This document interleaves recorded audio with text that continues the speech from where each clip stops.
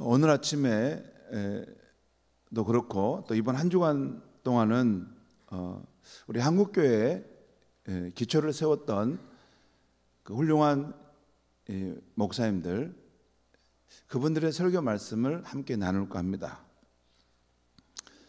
그래서 함께 은혜를 나누고자 하는데요. 오늘은 첫 번째로 길선주 목사님에 대해서 말씀드리겠습니다. 한국 기독교 교회사의 아주 전문가이신 민경배 교수가 정리한 글에서 제가 간단하게 발주했습니다. 길선주 목사님은 원래는 이 장로님이셨다가 또 신학을 하셔서 목사님이 되신 거죠. 한국인 최초의 목사입니다. 그리고 한국교회 초석을 놓은 분입니다.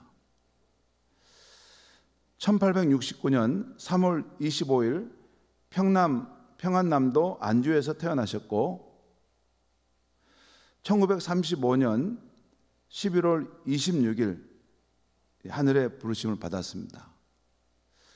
그러니까 생애를 한 66년 정도 사신 것이죠. 한번 이 길선주 목사님의 사진을 한번 보겠습니다. 저 사진은 30대 후반에 우리 길선주 목사님의 사진입니다. 그 다음에 저 사진은 이제 가족 사진입니다. 자녀들이 한 4 정도가 있어요. 자녀들이 좀 있죠. 그 다음에 저거 이제 노년에 길선주 목사님 사진 같습니다. 저분이 바로 한국교회, 한국기독교회 이 초석을 놓으신 분입니다. 우리 그 신약 성경으로 보면 베드로와 같은 그런 역할을 했다고 볼 수 있어요. 여러분, 세월이 많이 지나서 우리의 신앙의 이 유산이 어디서부터 왔는지를 모를 수 있는데 저분입니다. 저분으로부터 지금 우리가 하고 있는 그 신앙 운동의 이런 활동이 저분으로부터, 근원으로부터 시작했습니다.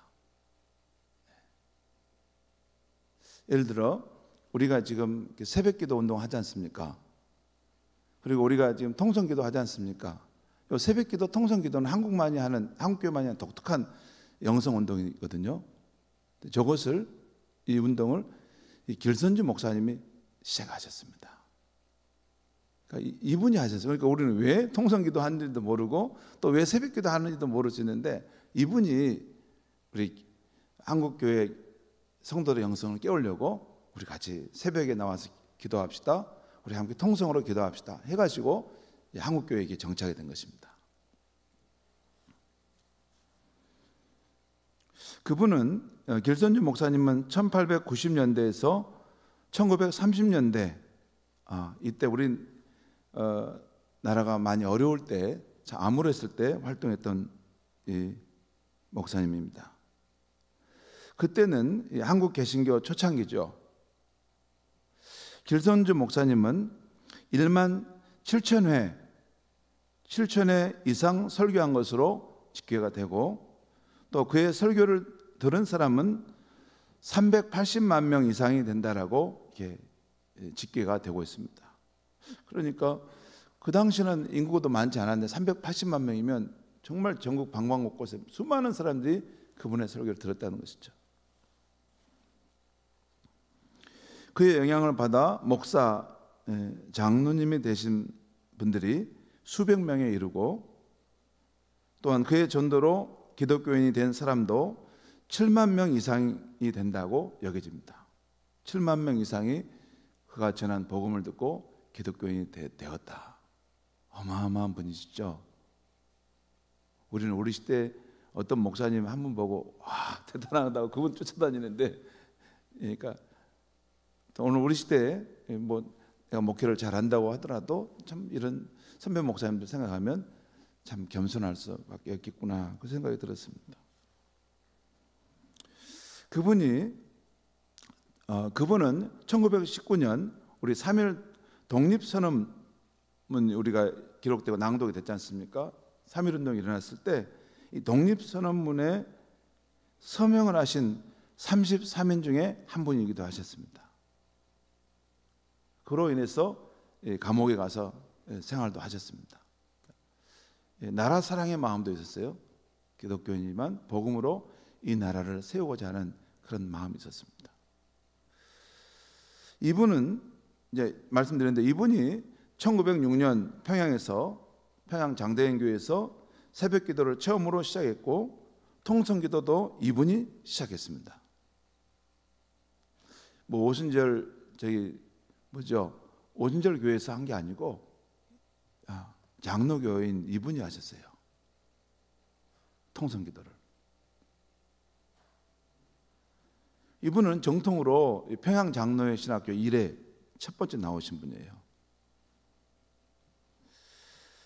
그래서 그가 한국 교회를 기도하는 교회로 성경을 읽고 그대로 따르는 교회가 되도록 하는데 초석을 세운 분이었습니다. 그분은 어떻게 회심했는가? 마포 삼열 목사님이 전해준 존 버년의 철로 역정의 그 책을 읽고 깊이 읽고 감화를 받게 되고 세례를 받게 됩니다. 그 다음에 1901년에 33세 됐을 때 평양 장대인 교회 장로로 세워집니다. 그리고 장로로 생활하면서 중간에 한 1903년 정도에 평양 장로회 신학교를 제1회로 입학을 했어요. 그리고 1907년도에 평양 장로회 신학교를 졸업하고 여름에 졸업하고 9월에 한국인 제1호 목사 안수를 받게 됩니다. 그런데 이분이 1907년에 평양 장로회 신학교를 졸업하고 9월에 목사 안수를 한국인 목사 1호로 받게 되는데, 그런데 이 1907년 동일한 그해 1월에 평양 장대인 교회에서부터 한국교회 대부흥 운동이 시작됩니다. 그게 평양 장대인 교회부터 그 회개 운동이 일어나게 되면서 한국교회 이 영적 각성 대부흥 운동이 한국에서도 시작되게 되죠. 그 중심에 이 길선주 장로라는 분이 계셨고, 또 길선주 이분이 이제 졸업하고 목사가 된 그분이 계셨습니다. 그의 1907년 1월 평양 대부흥 운동, 그 어마어마한 회개 운동이 일어날 때 그때 기도회를 인도했던 분이 이 길선주 장로님이 있었습니다. 이분이 한국교회에 있던 이 처음에 초석을 이렇게 세우신 분이시죠. 자, 그래서 이제 이번 주는 이렇게 우리 앞서간 신앙의 선진들 그분들의 설교를 우리가 하게 될 텐데, 이 설교 말씀을 어떻게 할까 제가 고민이 됐습니다. 핵심 요지만 전할까? 아니면 그분들의 설교를 사상을 소화해서 오늘 우리 시대 내 방식으로 이걸 한번 표현할까? 그런 이런 고민 저런 고민하다가, 왜냐하면 저도 한 번도 이런 방식으로 새벽 예배를 인도한 적이 없기 때문이에요. 그러다가 우리 목사님과 협의하다가 이걸 윤색하거나 각색하지 않고 오리지널 그대로 설교 본문을 말해드려야 되겠구나. 그러니까 표현 방법도 거의 그대로 전해드려야지 그 당시 분위기를 우리가 함께 공감하지 않겠나 생각이 됐습니다. 그래서 이번 주부터는 이 설교를 우리 앞선 신앙의 선생님들의 그런 중요한 분들의 설교를 제가 하는데 윤색하지 않겠습니다. 그대로 그 내용을 그대로 제가 쭉 읽어가면서 전해드리고, 이제 그 옛날 표현들만 제가 잠깐씩 여기 내용이 설명이 필요한 것만 잠깐만 제가 말씀을 드릴까 합니다. 오늘은 첫 번째로 길선주 목사님, 한국교회의 기초석을 세우신 이 목사님에 대한 신앙을 우리가 한번 보고자 하는데요. 길선주 목사님 설교가 제가 확인한 것은 한 20여 편 정도 좀 넘었는데 20여 편 정도를 제가 읽어본 가운데 그 가운데 가장 우리에게 적합한 설교다. 오늘 우리 이 시대 상황 속에서 또 우리 이 사순절을 보내는 이 상황에 가장 적합한 설교다라고 하는 것을 하나만 선정해서 전할 겁니다. 우리 처음에 제가 드렸던 것과 좀 오늘 설교한 것 좀 다를 수 있어요. 근데 이걸 제가 더 깊이 그분들의 설교 말씀을 읽고 또 감동을 받으면서 제가 간씩 조정이 되는 거 이해하시면 좋겠습니다. 근데 그 20편 이상 되는 그분의 설교를 많이 탐독하면서 우리 신앙의 선진들의 그 신앙의 그 기상, 그 신앙의 그 숨결을 느낄 수 있었어요. 우리 선진들이 이런 신앙의 숨결, 이런 신앙의 기상을 가지고 그 거칠게 몰아치는 이 세상의 풍파를 헤쳐내가고 있겠구나. 이런 신앙을 우리도 가지면 되겠구나. 그런 마음을 제가 얻었습니다. 아무튼 그 많은 설교 가운데 하나만 이분의 한 설교만 이렇게 할 수밖에 없다는 게 아쉬워서 여러분 제가 이분 설교 가운데 평화의 그러니까 평화의 글이라는 그것도 하나 제가 복사해서 우리 1층 사무실 그 앞에 그 탁자에 제가 한 7부 정도 놔두었습니다. 혹시 가는 길에 좀 더 읽어보실 분은 그분 가서 한 부 정도 가져가시고, 혹시 내 기도 내려갈 때 다 떨어졌으면 나중에 우리 문자로 우리 부목사님들한테 저한테 말해주시면 제가 추가로 복사해드리겠습니다. 제가 이 평화의 서라는 이 길선진 목사님의 이 설교를 가만히 제가 서서히 앉아 있다가 저도 모르게 눈물이 주르르 흘러내렸어요. 눈물이 나더라고요. 그 평화에서는 그 일제강점기에 우리 약소 국가인 우리나라가 그 제1차 세계대전이 마치고 윌슨 대통령의 그 평화 강화 회의와 관련해서 이 땅에 평화가 이루기를 원하는 그 기독교인의 그 글입니다. 복음적 관점에서 어떻게 동양의 이 땅에 나라의 평화가 임할 수 있는가, 그거를 읽는데 나도 모르게 마음이 뭉클하고 눈물이 주르르 흘렀습니다. 필요하신 분은 가져가시면 되겠습니다. 오늘 말씀은 이 제목은 사랑은 천국의 씨앗입니다.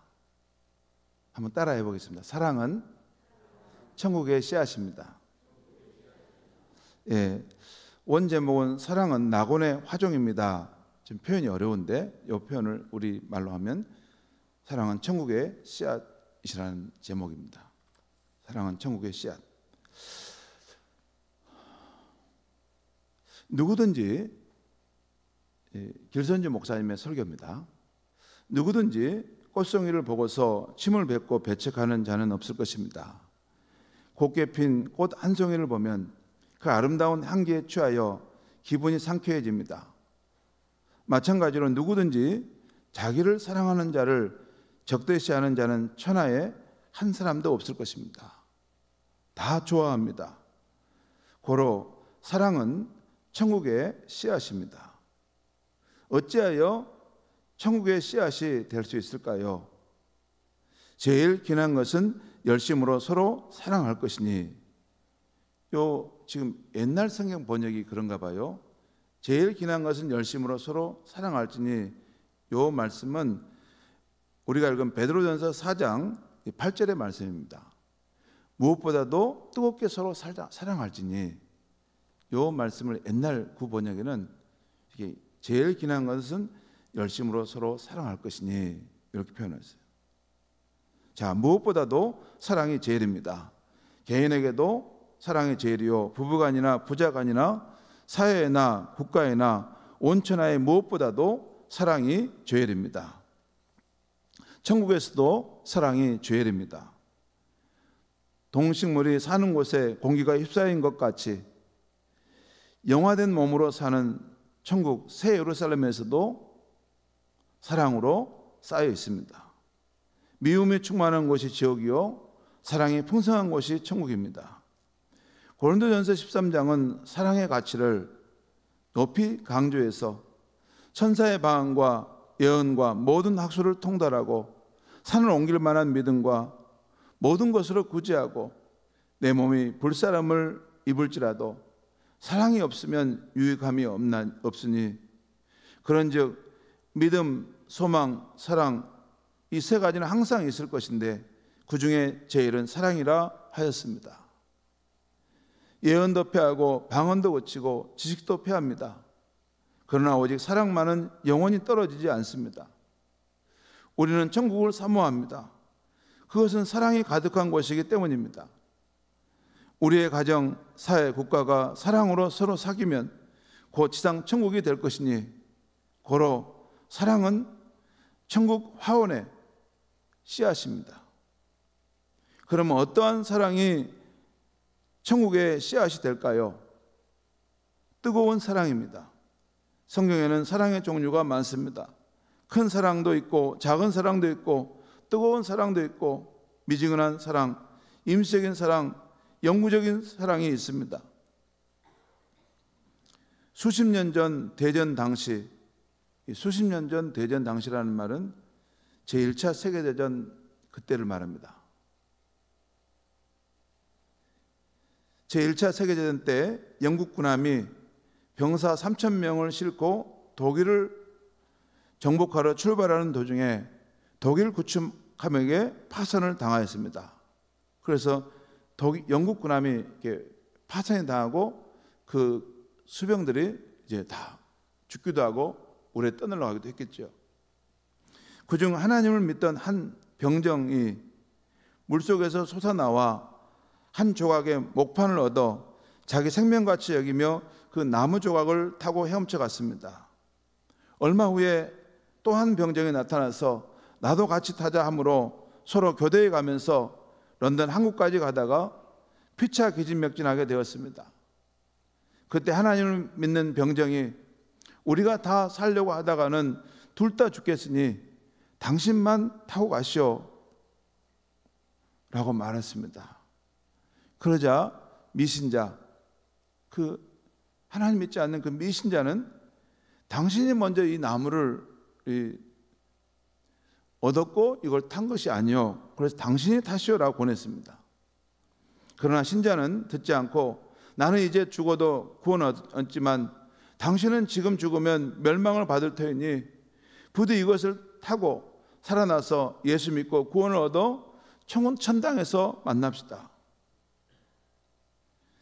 그리고 영국의 이런 이 교회 예배당에 가서 나의 부모를 만나거든 열심으로 서로 사랑하라고 권하십시오 하고는 물속에 깊이 들어가 죽었습니다. 미신자는 통곡하고 회개하면서 십자가 대속에 대한 진리를 통절히 체험하였습니다. 그 병정이 무사히 항구에 도달하여 예배당을 찾아가서 목사에게 그 전후 사정을 말하니 목사가 그 형제 보고 강단에서 말하라고 하였습니다. 그가 눈물을 흘리며 간증을 하는데 열심으로 사랑하라는 말을 전하니 천여 명의 신자들이 자기의 사랑 없음을 통해 자복하여 큰 부흥이 일어났습니다. 그래서 그 교회는 서로 사랑하여 천국을 건설하였습니다. 우리는 마땅히 서로 열심으로 사랑하여 우리의 가정, 우리의 교회가 낙원의 꽃동산이 되도록 하십시다. 낙원을 건설할 자가 누구입니까? 서로 사랑하는 자입니다. 지식이 출중한 자가 아니요 지위가 고귀한 자가 아닙니다. 오직 주 안에서 서로 사랑하는 자입니다. 여러분, 독장난명이라는 경언을 듣지 못하였습니까? 독장난명이라는 것은 홀로 독자에다가 장은 손바닥 장자입니다. 난 어려울 난 명은 울림을, 왜 한 손만 가지고 이렇게 하면 그 손바닥 손 하나만 가지고 하면 울림을 내기 어렵다는 거죠. 박수를 두 손이 탁 쳐야지 울림이 나오지 않습니까? 독장난명이라는 격언을 듣지 못하였습니까? 또한 맷돌 한 짝만으로는 도저히 밀 한 알도 갈 수 없습니다. 반드시 두 짝이 있어야 합니다. 물론 하나님께서 우리를 사랑하십니다. 그러나 사람이 사랑하지 않으면 하나님의 사랑은 가히 받아들일 수 없고 깨달을 수도 없는 것입니다. 그러므로 우리는 무엇보다도 사랑하는 자가 되어야 합니다. 사랑하는 자, 이것이 천국 백성입니다. 사랑하지 않는 자는 지옥의 자식이요 마귀의 자식입니다. 사랑하는 자가 능히 지옥의 권세를 깨뜨리고 낙원을 건설할 수 있나니 우리 모두 사랑하는 자가 됩시다. 사랑의 유익이 무엇입니까? 사랑은 허다한 죄를 가리웁니다. 사랑이 있으면 사람의 부족한 것이 보이지 않습니다. 예컨대 천진한 아이가 엄마의 뺨을 치지만 엄마는 웃습니다. 그것은 애정이 있기 때문입니다. 고슴도치가 제 새끼 털 곱다는 것도 일리가 있습니다. 제가 한번 들밖을 산포할 때에 어부의 고기 그릇 위에 물고기 비늘이 어리어서 무지개 세 개를 이루어 놓은 것을 보았습니다. 자세히 보니 그릇 속에는 작은 고기뿐이었습니다. 그렇게 보인 것은 그릇에 담긴 물에 햇빛 무지개가 비친 까닭임을 알게 되었습니다. 그래서 주여, 제 눈이 사랑의 눈이 되어 예수의 태양광선을 흡수하여 형제들을 보게 하여 주옵소서 하고 기도하였습니다. 금강산 만물상을 보는 데 따라서 대장으로도 보이고 아이로도 보이고 사자같이도 보입니다. 만물의 형상과 같이 보이므로 만물상이라고 한 것이니 곧 사람의 눈이 만물상입니다. 우리는 범사에 사랑의 눈을 가지고 만물을 관찰하십시다. 제 눈을 보십시오.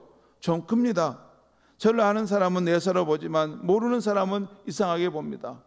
우리 교회 신자는 제 눈을 보고 천사의 눈 같다고 하며 불꽃 같은 눈이라고 합니다. 그래서 죄를 자복하지 않을 수가 없다고 합니다. 그러나 저를 모르는 사람은 왕눈이 퉁방울 눈이라고 합니다. 그러면 제 눈이 변한 것인가요? 아닙니다. 보는 사람의 눈이 다른 것입니다. 전자는 사랑의 눈으로 본 것이요 후자는 비평의 눈으로 본 것입니다. 며느리 얼굴이 얽혔다는 말이 있습니다. 얽혔다는 말은 옛 표현인데 마치 천연두가 있으면 얼굴에 곰보가 생긴다는 이런 걸 말해요. 그러니까 며느리 얼굴이 얽혔다고 합시다. 사랑의 눈으로 볼 때는 움푹 들어간 자국에 복이 들었다고 합니다. 그러나 미움의 눈으로 볼 때에는 얽은 병이나 곰보 딱지라고 흉을 봅니다. 그러면 그 얼굴이 칠면조처럼 변하는 것인가요? 아닙니다. 보는 자의 눈이 칠면조입니다. 이와 같이 사랑은 허다한 죄를 가리웁니다. 오늘날 교회가 사랑이 없어서 서로 분쟁합니다. 헌법이니 규칙이니 하여 사람의 허물만 찾아냅니다. 서로 사랑하면 이 같은 그런 벌어진 틈이 있을 수가 없습니다. 사회도 그렇습니다. 형제 사이에 서로 싸움만 하고 권리 다툼으로 유혈의 참극을 연출함으로 평화가 없습니다. 오직 이 교회, 이 사회에 예수와 같은 사랑, 바울의 사랑, 스데반의 사랑이 있으면 우리 반도 광산에 고운 사랑의 꽃이 만발하여 지상 낙원을 이룰 것입니다. 먼지는 피울수록 냄새만 나고 향은 피울수록 향기가 진동하나니 우리는 남의 허물을 들추어 악취를 내지 말고 장점을 내어서 사랑의 향기만 날립시다. 이렇게 하면 저절로 이 세상은 꽃동산이 될 것입니다.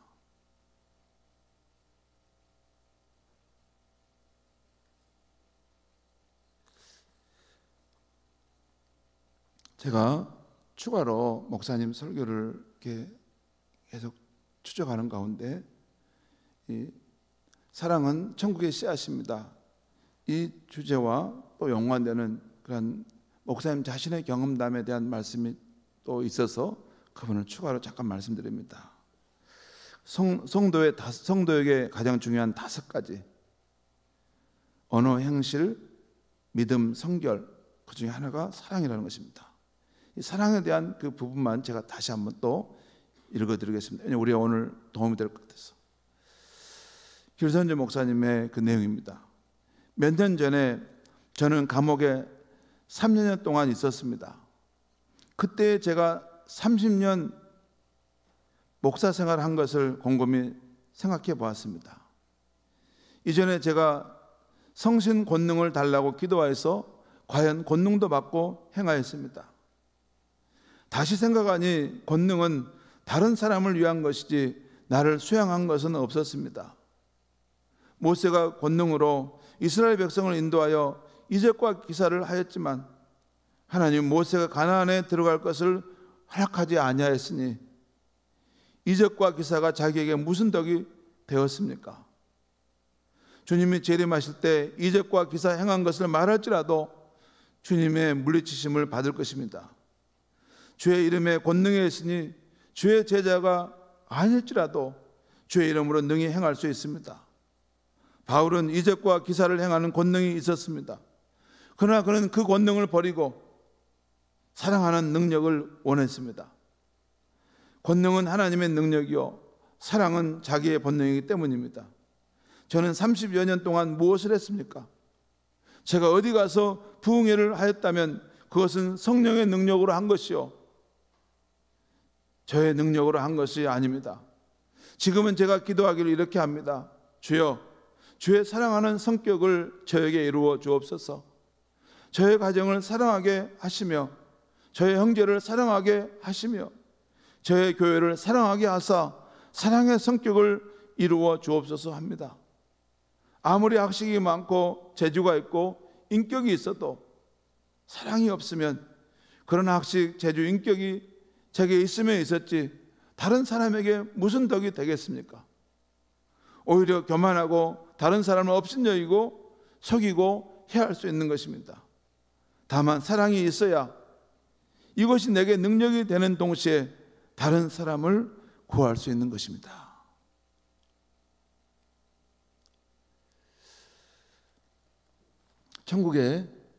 사랑은 천국의 씨앗이라는 말씀. 성도의 가장 중요한 것은 사랑이라는 것. 오늘 이 아침에 우리가 이 말씀 들었습니다. 우리가 천국을 사모하고 또 우리가 이 세상에서 가정과 교회와 일터에서 지상 천국이 되기를 꿈꾸는 사람들이 우리 기독교인입니다. 근데 이 천국을 꽃이 피게 하는 것은 사랑이라는 것입니다. 무엇보다도 뜨겁게 사랑하는 것. 그리고 이 사랑은 허물을 가려온다는 것입니다.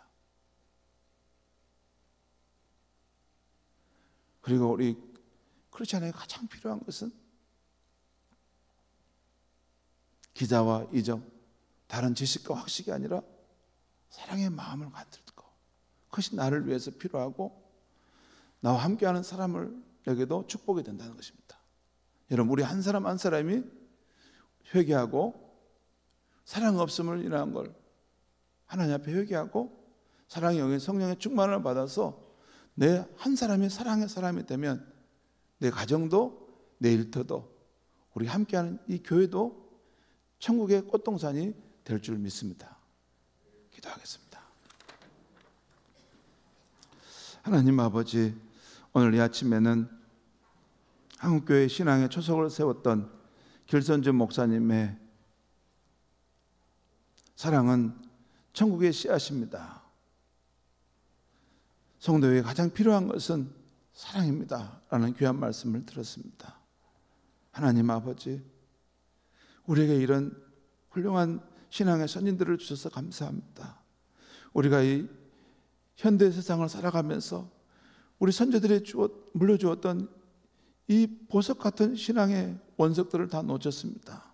주님, 이 아침에 다시 한번 우리 현대교회인 우리들의 마음에 사랑이 없음을 다시 한번 깨닫게 하여 주시옵소서. 그것 때문에 오늘 우리의 삶이 천국이 되지 못하고 슬픔과 탄식의 세상이 된다는 것을 생각하면서 하나님 앞에 깊이 회개하고 통해 자복할 때 사랑의 영이신 성령의 충만함을 받는 우리가 될 수 있게 해 주시옵소서. 우리 한 사람 한 사람이 사랑의 사도, 사랑의 사람이 되어서 어디를 가든지 그곳에 천국을 건설할 수 있는 하나님의 사람들이 되게 하여 주시옵소서. 예수님의 이름으로 기도하옵나이다. 아멘.